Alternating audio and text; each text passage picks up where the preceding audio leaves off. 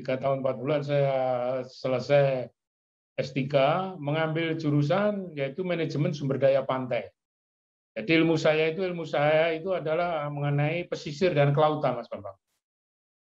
Dan atas kebaikan bapak-bapak guru dan saya lulus waktu itu nomor 2 tercepat. Yang nomor 1 teman saya Pak Yusef Naimura, itu dari NTT, dosen beliau.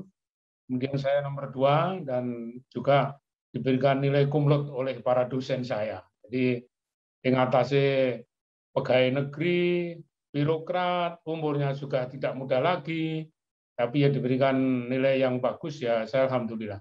Dan waktu itu Pak Bambang di tahun 2009 saya lulus, itu baru satu-satunya doktor yang ada di Provinsi Jawa Tengah. Jadi pegawai PNS waktu itu atau ASN sekarang, itu satu-satunya dokter baru saya. Jadi orang itu menganggap kalau sudah dokter itu ilmunya akeh itu loh.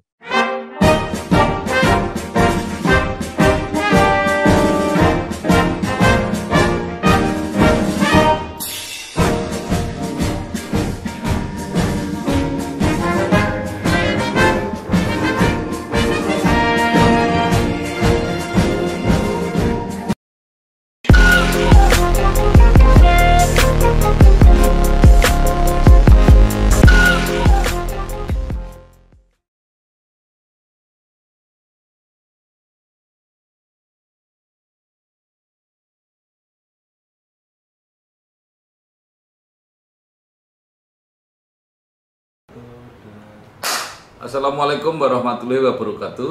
Waalaikumsalam warahmatullahi wabarakatuh. Bersama saya di channel Inspirasi untuk Bangsa. Mudah-mudahan channel ini selalu memberi inspirasi, motivasi, edukasi, informasi, dan syukur bisa membantu mencari solusi. Kami sedang mempersiapkan beberapa video untuk Bang Ayu Bagio menandai 64 tahun Universitas Diponegoro. Universitas yang sudah cukup panjang mengabdi kepada bangsa dan negara, sudah menghasilkan banyak karya dan tentu juga banyak alumni yang berkegiatan di banyak tempat. Hari ini saya sudah bersama dengan salah seorang alumni program doktor Universitas Diponegoro, yaitu Profesor Dr. Sri Puryono KS, yang sekarang menjabat sebagai guru besar di Sekolah Pasca Sarjana Universitas Diponegoro sendiri. Apa kabar, Prof? Alhamdulillah sehat, Pak Dr. Bambang, ini senior saya. Kampung ini, Mas Bambang luar biasa, inspirasinya luar biasa. Jadi sehat-sehat Mas Bambang? Baik, Prof. Nah, ini kan Prof. Sri Puryono ini kan ada keistimewaan karena menempuh program doktor dalam usia yang sudah tidak lagi muda, dan disambi melakukan kegiatan yang mungkin juga cukup padat. Nah, karena itu mungkin Prof bisa cerita supaya ini menjadi inspirasi atau referensi banyak teman yang mungkin ingin kuliah lagi tapi awang-awangan bahasa Jawanya. Monggo, Bro. Terima kasih. Assalamualaikum warahmatullahi wabarakatuh. Pak Dr. Bambang Satono yang saya hormati, rekan-rekan teman-teman yang menyaksikan dan mendengarkan. Jadi saya ingin cerita sedikit, memang benar apa yang disampaikan Pak Bambang tadi. Saya kuliah doktoral, S3 itu sudah umur 46 tahun. Jadi tepatnya di tahun 2006, waktu itu saya menjabat sebagai Kepala Dinas Kehutanan Provinsi Jawa Tengah. Jadi di sela-sela kesibukan saya, memang saya berobsesi Pak Bambang. Jadi waktu itu saya itu satu pesan dari kiai saya, Ustadz saya, Hadi Pak Habib Lutfi dan juga Gus Hanif itu menyampaikan ke saya, Mas Pur, kalau bisa upayakan untuk ilmu itu sampai sepanjang masa. Diberikan dalilnya oleh beliau, faridatul ilmi muslimin wal muslimat. Tolabul ilmi faridatul muslimin wal muslimat. Jadi orang menuntut ilmu bagi muslim dan muslimat itu wajib hukumnya semenjak dari gendongan sampai ke liang lahat. Dari situlah saya terinspirasi.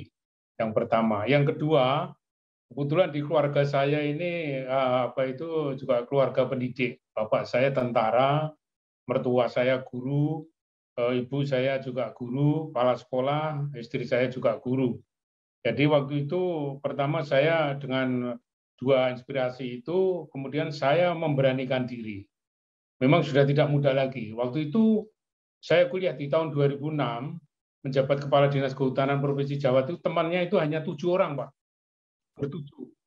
Dari Sulawesi, kemudian dari NTT, dari Jawa, ada 7 orang.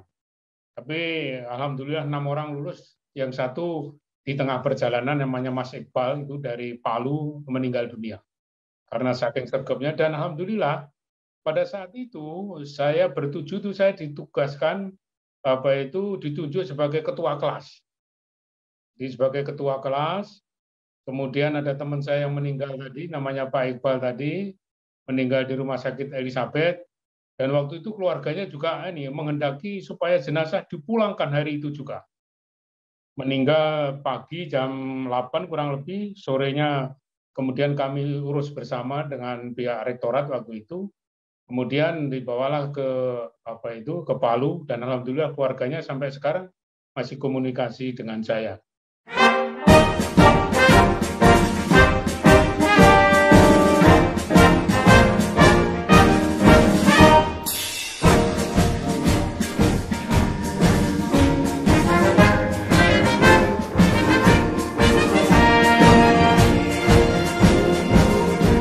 Jadi di sela-sela tugas ini Pak Bambang, memang betul, jadi kuliah waktu itu Jumat dan Sabtu, kita ambil weekend. Jadi kalau setelah Jumatan itu, saya sudah pakaian mahasiswa. Jadi sudah casual, kemudian sudah tidak lagi pakai sopir, saya berangkat sendiri pakai mobil pribadi, berangkat ke kampus dengan ransel di belakang. Dan alhamdulillah juga pada saat itu relatif lancar, saya menyelesaikan kuliah dalam waktu 3 tahun 4 bulan. 3 tahun 4 bulan saya selesai S3, mengambil jurusan yaitu manajemen sumber daya pantai. Jadi ilmu saya itu adalah mengenai pesisir dan kelautan, Mas Bambang. Dan atas kebaikan Bapak-Bapak guru, dan saya lulus waktu itu nomor 2 tercepat. Yang nomor 1 teman saya Pak Yusef Naimura, itu dari NTT, dosen beliau. Kemudian saya nomor 2 dan juga diberikan nilai cum laude oleh para dosen saya. Jadi mengatasi pegawai negeri, birokrat, umurnya juga tidak muda lagi, tapi ya diberikan nilai yang bagus, ya saya alhamdulillah. Dan waktu itu Pak Bambang di tahun 2009 saya lulus, itu baru satu-satunya doktor yang ada di Provinsi Jawa Tengah. Jadi pegawai PNS waktu itu atau ASN sekarang, itu satu-satunya dokter baru saya. Jadi orang itu menganggap kalau sudah dokter itu ilmunya akeh itu loh. Dan waktu itu Pak Bambang sudah duluan dokter, tapi Pak Bambang kan DPR. Jadi di birokrat baru saya sendiri waktu itu. Dan atas inspirasi itu setelah saya kepala dinas, kemudian jadi asisten dan jadi sekda, saya menggugah adik-adik saya, teman-teman saya, dan gubernurnya waktu itu Pak Bibi, saya mengusulkan, Pak Gub, bagaimana kalau program doktor ini bisa kita usulkan, setahun minimal itu bisa kita telurkan 10 doktor, dan juga 20 S2. Kemudian dilanjutkan Pak Ganjar, di periode pertama, Pak Ganjar alhamdulillah juga menyetujui. Jadi 5 tahun pertama di kepemimpinan Pak Ganjar, Pak Gubernur, itu berobsesi kita adalah ini, 50 dokter dan 100 S2. Kalau S2-nya terpenuhi, yang dokternya ini Pak Bambang, ternyata ya susah sih enggak, memang perlu ketelatenan, ketelitian. Jadi inilah yang perlu saya sampaikan, kenapa saya sekolah dan bagaimana setelah saya lulus, saya memang memberikan kesempatan kepada teman-teman adik-adik saya, dan itu dianggarkan resmi, beasiswa. Jadi istilahnya itu tugas belajar, bukan izin belajar. Kalau tugas belajar itu dibiayai pemerintah, kalau izin belajar itu adalah atas izin inisiatif sendiri, dan pemerintah memberikan izin. Begitu Pak Bambang sejarahnya.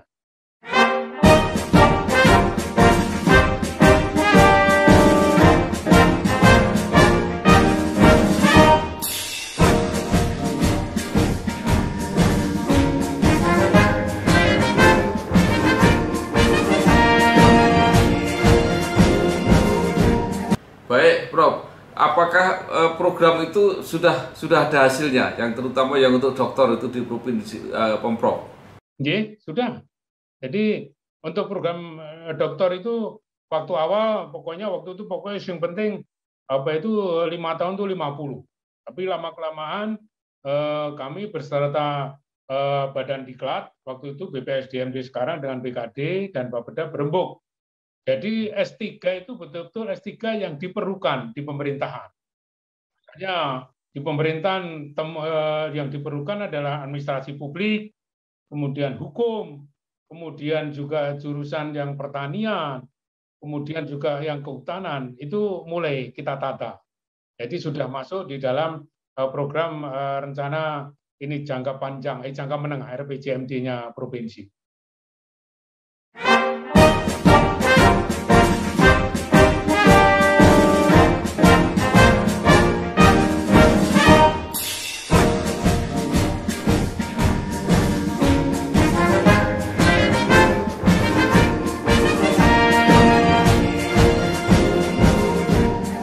Itu apa manfaat langsung setelah mereka lulus S2 atau S3 untuk di tugasnya di Pemprov?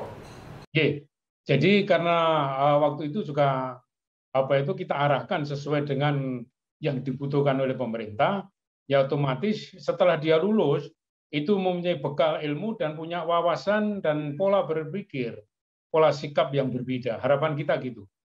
Kalau seorang lulusan administrasi publik, ya jangan sampai keliru mengambil kebijakan. Karena ini penting, karena akan membantu pimpinan. Misalnya bagaimana pimpinan mengambil keputusan terhadap rekrutmen pegawai, terhadap penempatan jabatan seorang pegawai, dan lain sebagainya. Ini penting. Yang jelas, sekolah itu, ilmu itu insya Allah pasti bermanfaat. Namanya juga di dalam dalilnya aja tolabul ilmi faridatul muslimin wal muslimat, saya kira paling tidak untuk dirinya sendiri, tapi harapan kita karena sekolah dibiayai oleh negara, jadi itu harus ada manfaat dan gunanya bagi negara.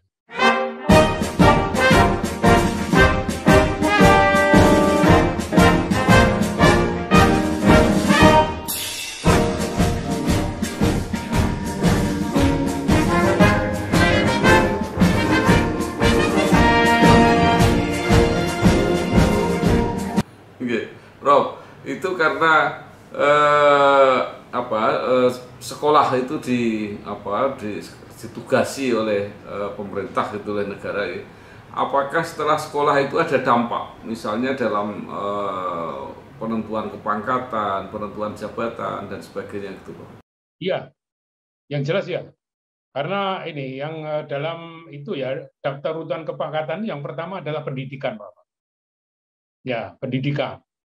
Jadi pendidikan, kemudian masa kerja, kemudian pengalaman kerja, skill, tambahan, itu pendidikan itu dinomorsatukan. Karena apa?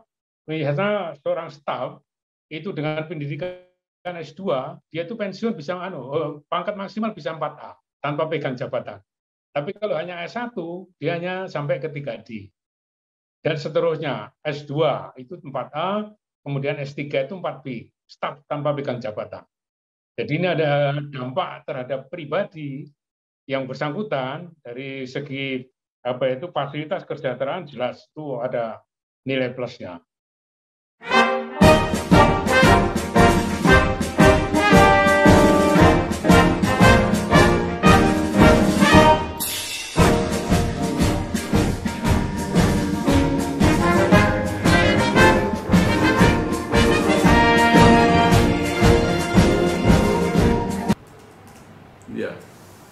Nah, sekarang ketika kuliah itu, Prof, kenapa tadi yang program S3 banyak yang artinya belum berhasil? Itu hambatan-hambatan yang utama gitu apa?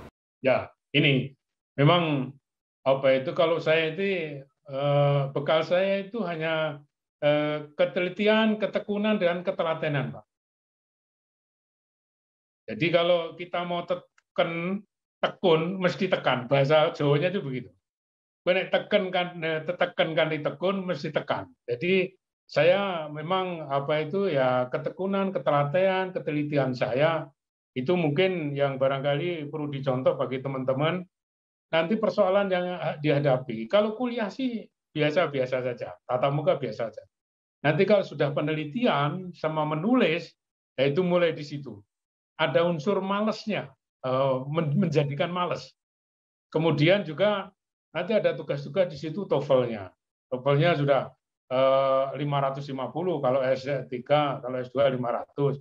Kemudian juga harus ada jurnalnya.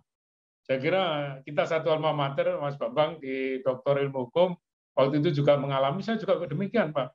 Dan teman-teman saya rata-rata begitu.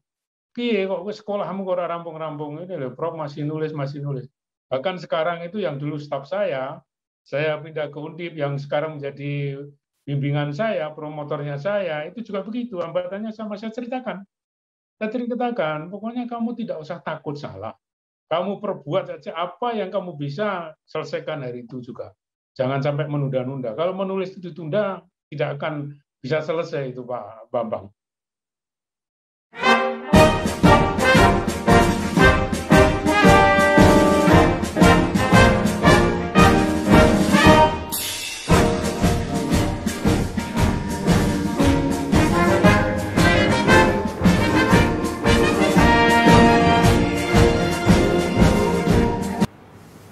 Nah, apa saja kesan dan kenangan yang menarik itu jadi dinamika bekerja kuliah gitu ya, masih belajar dan sebagainya gitu, Bro. Ya kesan saya ini kuliah di Undip ini waktu itu ya, saya kira masih diberikan kemudahan fasilitas dari Undip, baik itu perpustakaan, referensi lainnya, dan dosen pengampu, dosen pembimbing, karena waktu itu yang dibimbing, yang diampu juga masih sedikit, itu dosen-dosen berikan kelonggaran. Itu kesan saya, ya kuliah di Undip waktu itu ya menurut saya enjoy saja. Tapi bagi yang lain juga merasa ini ketakutan sebelum bertindak, belum bersikap. Nanti ngadepi dosen yang profesor ini katanya killer, katanya. Enggak, bagi saya enggak, tergantung kita aja. Karena saya berprinsip bahwa kunci kesuksesan itu adalah di human relation. Baik kita, kalau human relation komunikasinya baik, saya kira bisa seperti itu.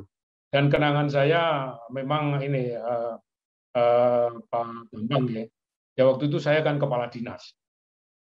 Dia harus menempatkan diri.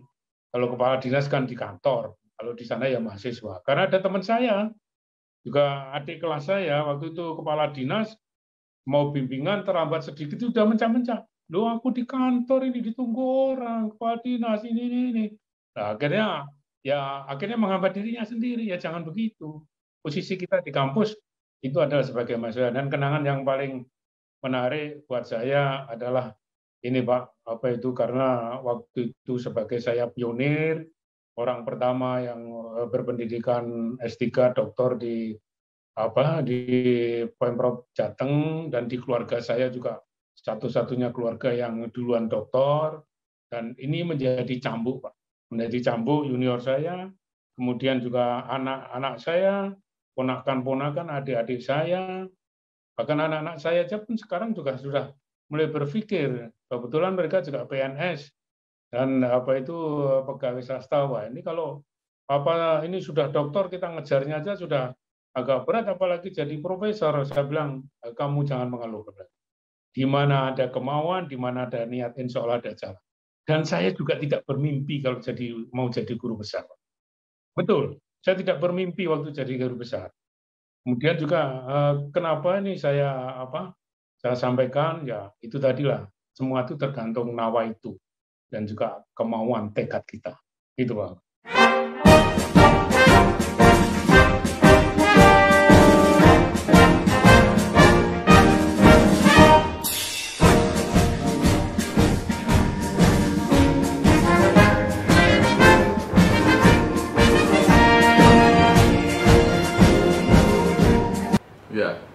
Ya, ini memang menarik. Itu bagaimana persiapannya Prof. Sri Puryono ini dari ASN di provinsi terus menjadi guru besar di Undip?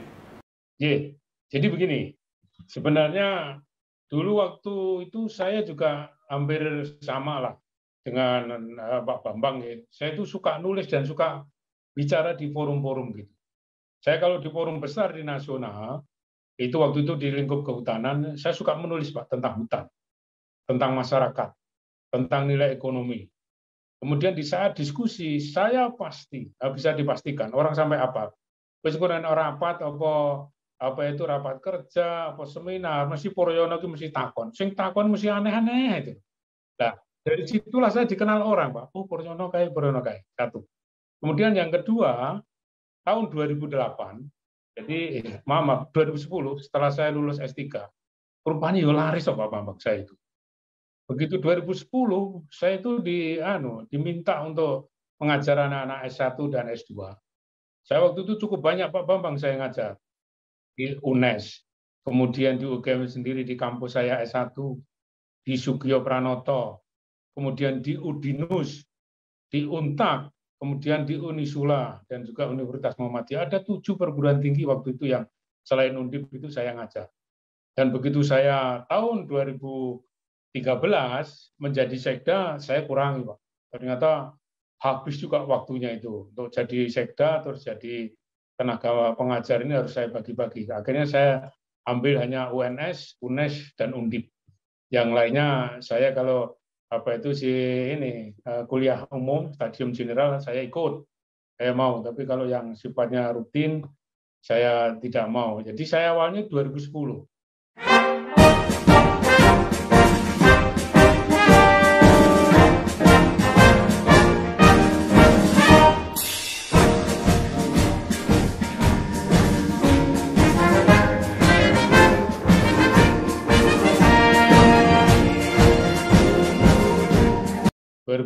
itu rupanya saya mulai bahasa saya mulai laris gitu loh. Dari laris ininya, laris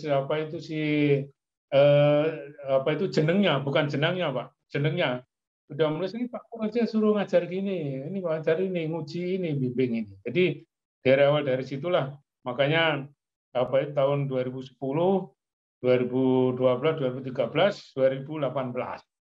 Dan 2018 saya oleh promotor saya waktu itu Prof. Lahmudin, kemudian Pak Dr. Budi, Pak Dr. Agung, itu Mbok Mas Pur gini aja, Mbok coba siap-siap untuk ini mendapatkan guru besar. Masuk saya jadi guru besar gimana? Ada kok, ada jalannya. Dan dari 2018 juga itu didorong oleh Pak Rektor, Prof. Yos, kemudian Pak Dekan, Pak Sularto, dan juga para guru besar yang lainnya, Prof. Tarto ada di situ, Prof. Narso, Prof. Lahmudin, sudahlah, ayo. Kemudian saya mulai merintis 2018. 2018 saya mengajukan guru besar dengan persyaratan yang ternyata juga lebih stres dibandingkan menyusun disertasi. Jadi harus ada jurnal internasional, terindeks Scopus, minimal itu Q3, Q2, dan alhamdulillah saya siapkan 2018, dan pada akhirnya Oktober 2019 terbitlah SK Guru Besar saya. Jadi saya guru besar terhitung tanggal 1 Oktober 2019, dan setelah itu ya ini Pak Rektor ngersaki sudahlah ke kampus saja supaya ada ada yang mewarnai bagaimana seorang praktisi, seorang birokrat yang punya bekal ilmu untuk dibawa ditularkan kepada adik-adik atau teman-teman S2 3 di Undip. Itu Mas Bapak.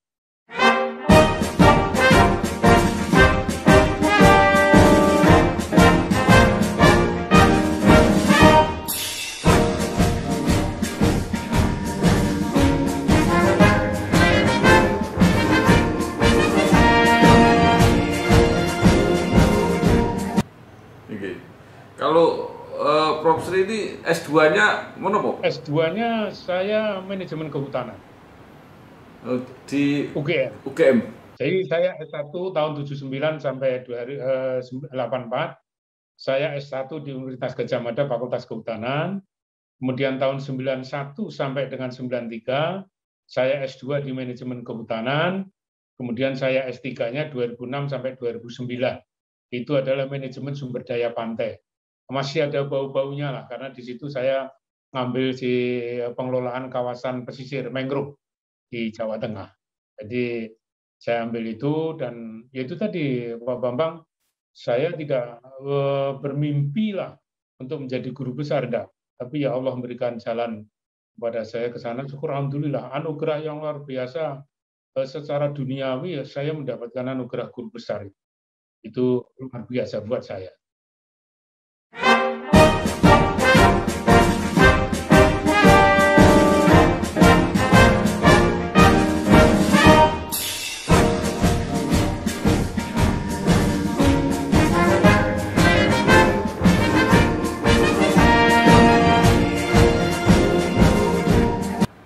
Saya kira ini rute yang apa ya, yang cukup bagus ya, dan perguruan tinggi juga mau menerima, karena ilmu itu kan sebenarnya berkembang dari dari fakta-fakta di lapangan yang diteorikan. Nah, ini yang orang yang menguasai lapangan masuk ke dunia perguruan tinggi.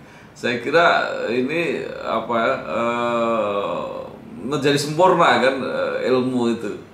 Nah, menurut Prof. Sri, seberapa banyak orang-orang yang dari lapangan ini mungkin ada yang pengen masuk tapi tidak bisa, tetapi yang benar-benar bisa mengabdikan diri ke kampus gitu? Ya, memang tidak banyak. Di Undip itu sampai sekarang, mungkin mulai berdiri sampai sekarang, itu mengambil praktisi atau birokrasi yang menjadi guru besar itu baru 9, Pak. 9 orang. Baru 9 orang. Jadi saya kalau nggak salah orang yang ke-7 kalau nggak salah. Terus setelah saya ada Hakim Agung, terus ada lagi yang terakhir kemarin juga dari Mahkamah Agung kalau nggak salah. Jadi memang tidak banyak yang di Undip loh itu. Saya lihat, dan di kampus-kampus lain memang di UGM sendiri itu sih rigid sekali persyaratannya, dan juga di kampus-kampus lain saya lihat juga tidak belum ada sebanyak itu. Dan saya mengapresiasi dari pihak universitas, pihak Undip ini artinya ya membaca situasi itu ini ya, melihat bagaimana menggabungkan antara teori referensi pustaka di kampus dengan praktek di lapangan. Dan kenyataannya ini memang ada hal yang di buku itu letteran seperti itu, tapi di lapangannya tidak bisa seperti itu. Taruhlah misalnya, kebetulan saya juga aktif di kebijakan publik. Misalnya kebijakan publik itu kita melihat aturannya adalah A, B, C, D. Tapi di lapangan tidak seperti itu. Bisa sampai E dan F. Ya, sepanjang E dan F ini adalah menunjang yang A, B, C, D, E tadi. Ini namanya nanti diskresi pimpinan. Diskresi pimpinan boleh seperti itu. Ini Bapak.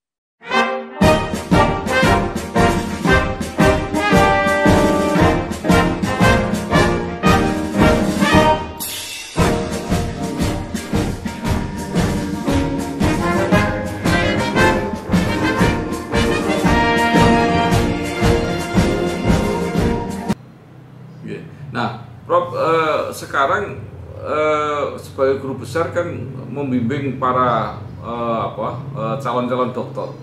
Itu bidang apa saja yang dibimbing oleh Prof. Sri? Yang jelas saya bidang lingkungan hidup, itu jelas. Kemudian yang kedua adalah bidang administrasi publik. Jadi FISIP, dan juga si lingkungan. Kemudian bidang ekonomi, Pak. Jadi saya juga menekuni green economy, ekonomi hijau dan ekonomi biru. Jadi 3 hal itu. Kemudian saya sekali adalah membimbing hukum lingkungan, uji dan bimbing. Ini di Unisula. Setelah itu nampaknya saya ya tahu diri lah kalau saya kemampuan saya di bidang hukum itu masih minim lah menurut saya. Kalau hukum lingkungan sih oke, tapi hukum dasar ini kan harus dikuasai betul. Kalau yang lain insya Allah saya bisa lah. Dan ini juga tidak sedikit Pak Bambang, ternyata kesibukan saya di kampus juga lumayan sibuk, dan oleh Pak Rektor ini saya juga ditugasi sebagai kepala kantor hutan dengan tujuan khusus, yang dalam hal ini pemerintah pusat itu memberikan hak kelola terhadap Undip di Penggaron, dekatnya Jateng Pale atau Jateng itu apa Jateng Park itu 100 hektar adalah untuk hutan pendidikan dan latihan. Ini saya ditunjuk sebagai kepalanya di sana. Jadi saya lepas jadi sekda, ternyata di Undip saya juga jadi kepala lagi nih Pak. Jadi ya alhamdulillah semasa saya bisa berkontribusi, saya bisa mengabdi, akan saya lakukan semaksimal mungkin. Ya, itu istilahnya apa organisasinya itu? Kantor. Ya. Kepala kantor. Artinya kantor pengelolaan hutan dengan tujuan khusus. Pengelolaan hutan. Yeah. Pengelolaan hutan Undip gitu ya. Hutan dengan tujuan khusus Undip. Nama hutannya itu Wanadipa, Pak. Oh, hutan Wanadipa. Yeah. Ini baru dilantik 3 minggu yang lalu saya, Mas Bambang. Iya. Jadi kepala hutan Wanadipa. Nah, terus mengajar masih sempat di perguruan tinggi lain, Prof? Saya ambil di UNES sama UNS, Pak. Di UNES saya UNS sama UNS. Di UNES saya ambil magister pendidikan yang manajemen strategik dan juga metode penelitian dan penulisan tesis disertasi. Saya ngajar di UNES.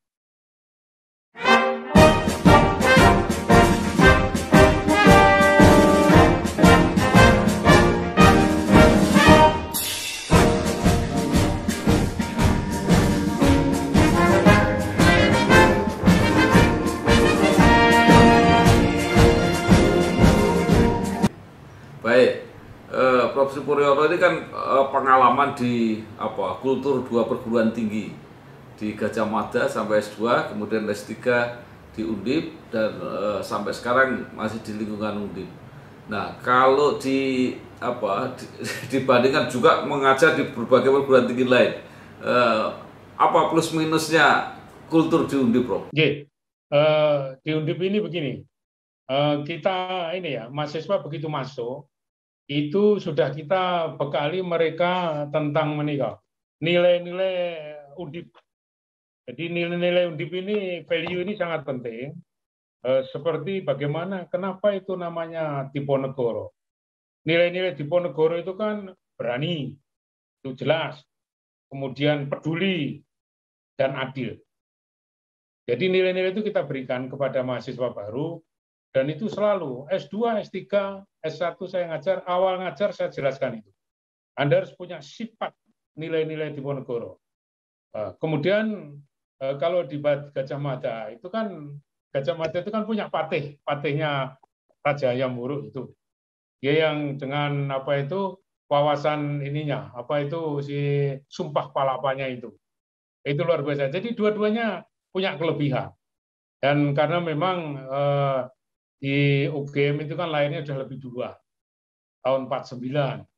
Sementara di Undip kan baru 57, bahkan waktu itu bisa dikatakan Undip itu adiknya UGM. Tapi perkembangan pesat juga diperoleh oleh Undip. Berbagai prestasi Undip ini juga luar biasa, dan Prof. Yos ini beliau memimpin dengan gaya kolaboratif kekeluargaan dengan mencapai target-target sesuai dengan visi dan misinya Undip, yaitu si Undip ini kan mempunyai visi yang luar biasa, yaitu menjadi universitas riset yang unggul. Jadi menjadi universitas riset yang unggul, yaitu tentunya kita harus mengedepankan bahwa bukan hanya risetnya saja, tapi kedepannya juga ada tridharma perguruan tingginya itu.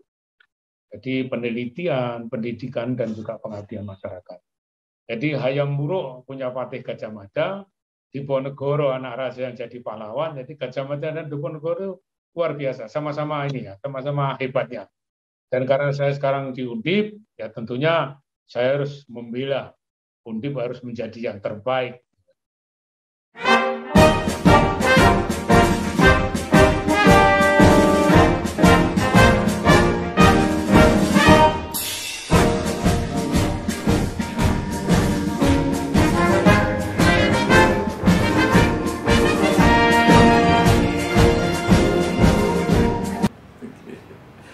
Baik Prof, terakhir mungkin ada saran setelah penjenengan mengikuti semua, ada saran baik untuk institusi Undip untuk berkembang ke depan, juga mungkin saran kepada para mahasiswa, terutama juga pada alumni Undip yang sekarang sudah ada di mana-mana. Ini saya juga mewawancarai banyak tokoh untuk mengembangkan Undip ke depan yang tentu punya cita-cita menjadi perguruan tinggi yang bukan hanya nasional tetapi juga bereputasi internasional. Monggo. Jadi untuk mahasiswa sekarang itu kan mahasiswa kita itu kan sekitar 55.000 S1, S2, S3 dan profesi. Kemarin kita menerima 13.000 kurang lebih. Bagi mahasiswa belajarlah yang tekun. Jangan pernah menyerah dengan apa yang dihadapi. Bahasa Jawanya ini bagi teman-teman yang luar Jawa, kalau kamu teken, tertekan dengan tekun, bakar tekan. Kalau kamu dengan walaupun tertatih-tatih, asal kamu telaten, kamu tekun, pasti akan nyampe tujuan. Jangan pernah menyerah. Kemudian yang kedua, tugasnya mahasiswa adalah belajar. Itu penting. Jadi belajar itu dalam artian bukan kok baca buku, enggak. Belajar di situ bisa silahkan berorganisasi ekstra. Saya terus terang kan alumni aktivis, jadi saya paham betul. Jadi ilmu-ilmu itu harus dimix antara ilmu dasar dengan ilmu praktis yang diperoleh dengan ekstra itu. Kemudian kepada institusi, Undip ini Pak Bambang perlu Pak Bambang besok bahwa Pak Rektor dan juga pihak pimpinan perguruan tinggi ini memang benar-benar mengupayakan agar kesejahteraan pegawai Undip yang kurang lebih 4.000 itu memberikan pendapatan yang layak. Jadi bukan hanya UMR, UMK bagi tenaga-tenaga kontrak itu, tapi di atas dari itu. Dan secara bertahap, ini karena Undip ini masih banyak tenaga kontrak, kurang lebih masih ada 600-an, 569. Itu secara bertahap Pak Rektor juga sudah memberikan peningkatan status dari pegawai kontrak, pegawai honor menjadi pegawai Undip non ASN. Kemudian juga bagi pejabat struktural, dalam hal ini ya rektor, wakil rektor, dekan, wadek, kepala, lab, lembaga, dan lain sebagainya, juga sejahteranya tidak kalah dengan ASN provinsi loh Pak. Betul, karena saya sudah ngalami. Jadi makanya tuntutan Pak Rektor adalah bagaimana target-target yang sudah dicanangkan sesuai visi Undip menjadi universitas yang unggul, ini saya kira ini harus dipenuhi, ada target-targetnya. Bagi alumni, jadi Undip ini sekarang semakin kuat, Pak. Jadi kebetulan saya ini selaku penasihatnya Undip. Jadi saya ini S1, S2 UGM, S3-nya Undip, saya selaku penasihat Undip. Bagi teman-teman mungkin di kabupaten kota di Jawa Tengah ini sudah hampir 80% terbentuk. Kalau ada pandemi, kita sudahlah. Kita sudah punya program kerja. Ini di Dewan ini ada Mas Ferry, kemudian ini ketuanya kan Direktur Rumah Sakit Karyadi, Mas Dodi itu. Kemudian di cabang-cabang itu di kabupaten kota sudah terbentuk dan sudah kita punya link alumni. Kita ada kegiatan-kegiatan alumni yang membantu mahasiswa yang kurang mampu. Jadi membantu mahasiswa kurang mampu ini dikoordinir baik secara keseluruhan universitas maupun per fakultas. Di samping juga bidik misi yang dilakukan ya universitas. Jadi bidik misi di Undip juga banyak. Jadi harapan kami ini ya alumni Undip dimanapun berada bisa berkiprah sesuai dengan bidang ilmunya. Dan bawalah nama baik Undip. Dan bawalah pesan-pesan nilai-nilai Diponegoro. Berani, jujur, adil tadi. Jadi ini yang perlu diberikan kepada teman-teman dan kepada para alumni di mana saja. Ingatlah, kembali ke Diponegoro. Dulu kampus kita ada di Imam Barjo, sekarang Imam Barjo itu S2, S3. Dan teman-teman yang S1 itu sudah full dipusatkan di Tembalang. Itu Mas Bambang. Baik, terima kasih sekali Profesor Dr. Sri Puryono KS, Guru Besar Sekolah Pascasarjana Undip yang sekarang mempunyai jabatan baru, Kepala Hutan Wanadipa. Kepala kantor, ya. Kepala kantor, Kepala Kantor Hutan Wanadipa di kampus Tembalang. Sekali lagi terima kasih. Mudah-mudahan apa yang disampaikan Prof. Sri Puryono ini benar-benar bermanfaat baik untuk institusi, baik untuk mahasiswa maupun para alumni. Matur nuwun, Prof. Sukses. Assalamualaikum Wassalamualaikum warahmatullahi wabarakatuh. Salam keluarga Mas Bambang.